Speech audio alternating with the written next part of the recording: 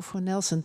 You talked about the difference in the countries if you are acceptable for kidney transplantation. And what do you hear mostly back for reasons for not doing the transplantation? Because when I talked to our nephrologist, first they said it was a cancer and we don't transplant cancer patients. And the second one was that they're really afraid that the use of the immune suppressive drugs after the kidney transplantation can enhance the recurrence of the plasma cell dyscrasia, the disease. So we discussed that, and now it's getting better. But what do you hear as the most frequent arguments from nephrologists not doing kidney transplant in AL patients? I think it's just a lack of knowledge, because it's a lot of the reason you said. Will the immunosuppression increase the recurrence? But actually, there are some good reasons. So if they're not an amyloid center, they're not familiar with patients with amyloidosis. And obviously, even at our center, we want to make sure that the heart status is good enough. So we actually send them to our amyloid heart clinic and get tested there to make sure that their heart's strong enough. And they do have to be familiar with the immunosuppression and chemotherapy, because with Andromeda, these days, we're sending patients to kidney transplant during the daratumumab maintenance. And they do have to be a little bit familiar with that. So, but it's really a lack of knowledge and also understanding that you can actually do it. The problem is that most kidney transplant centers are still dealing with 30-year-old data, data that I presented yesterday where the median survival of these patients was 4 years. And so, at least in the United States, we have to meet a certain criteria. Each transplant center has to meet a criteria.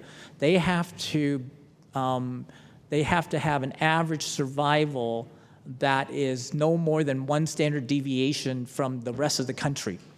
And if we have a worse survival, then we actually get put on a watch list, which insurance company can then deny sending patients to us. And unfortunately, UNOS has not declared that AL amyloidosis is a high-risk group, so they actually judge us as if they're patients without AL amyloidosis. So in the United States, there are some issue with transplant center not wanting to take the risk. But in Europe, that's not as big of an issue, and really is just needing to educate the transplant surgeons and the nephrologists.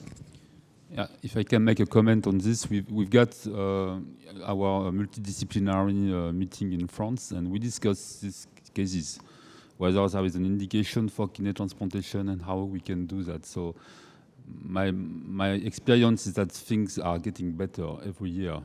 The only issue we've got now is with the living donors, because living donor is not as common in France, at least, than it is in the US or in other countries. So there are still some resistance to offer the possibility of a living donor kidney transplantation in these patients, but it's getting better. So people need to be aware that we have these multidisciplinary meetings where these indications can be discussed.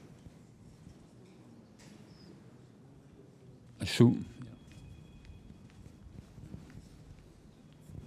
Thank you, very nice talk. So I also had a question regarding kidney transplant. So how do you deal with patients who are still quite proteinuric? Because sometimes there is a living donor who's willing to donate, and you've got a patient who's clearly headed to end-stage renal failure, and they still are heavily nephrotic, or they are definitely nephrotic.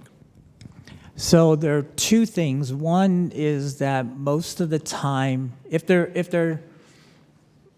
under 3 grams, most of the time the native kidneys will shut down because of the calcineurin inhibitor.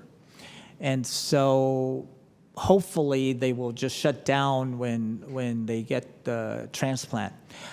However, we have a protocol because there are other kidney diseases that have a lot of proteinuria.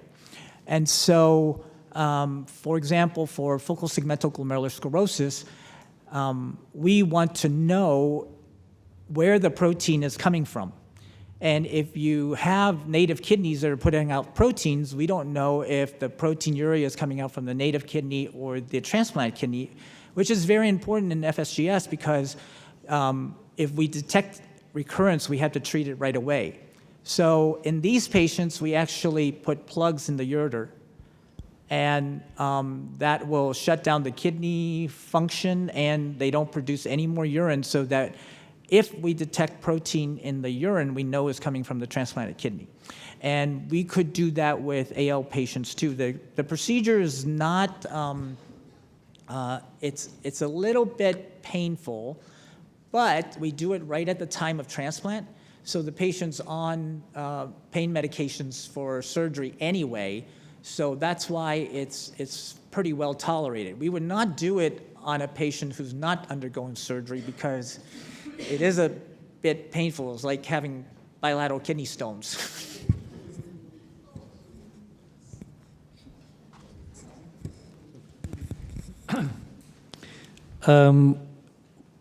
What is your experience with patients who have had a heart transplant before and the kidneys were not working well with the immunoreaction? And obviously the patient has to get a new kidney. That makes it very easy because they already tolerate the immunosuppression from the heart transplant. And so the real, and if their heart transplant is functioning well, the biggest obstacle is the donor, getting a donor. We would literally not blink an eye on that patient because it's, as long as you have a donor, we would put it in.